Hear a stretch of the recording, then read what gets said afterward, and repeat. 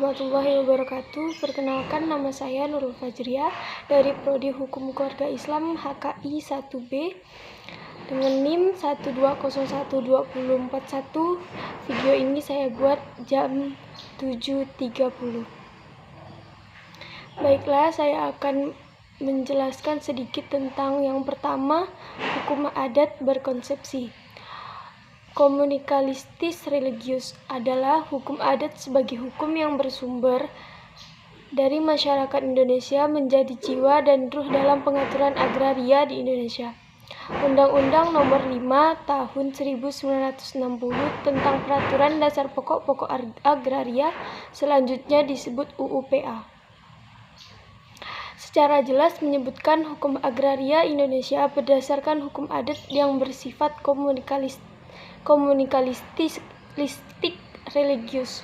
Konsep komunikalistik religius memungkinkan penguasaan bagian tanah bersama sebagai anugerah Tuhan Yang Maha Esa dengan hak yang bersifat perorangan atas tanah.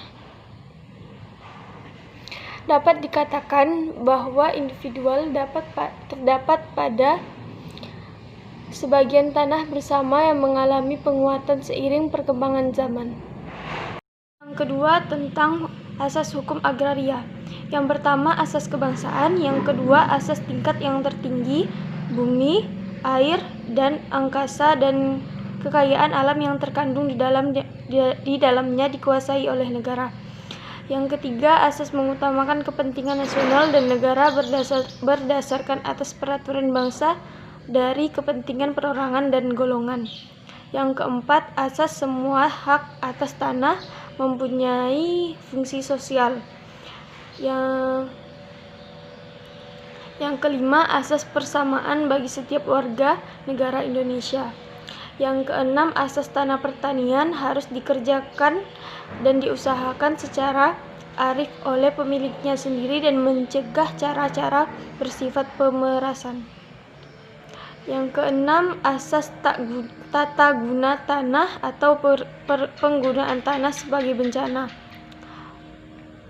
Baiklah, yang ketiga tentang dasar hukum agraria. Undang-Undang 1945 meletakkan pada politik agraria nasional yang dimuat dalam pasal 33 ayat 3, yaitu bumi, air, dan kekayaan alam yang terkandung untuk sebesarnya kemakmuran rakyat.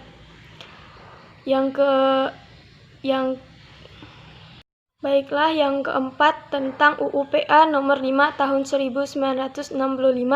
Dalam poin kelima UU-PA Nomor 5 Tahun 1965 dijabarkan bahwa undang-undang ini menjadi undang-undang pokok agraria. Yang kelima tentang PP Nomor 8 Tahun 1963, PP Nomor 38 Tahun 1963 memuat tentang penunjukan badan-badan hukum yang dapat mempunyai hak milik atas tanah.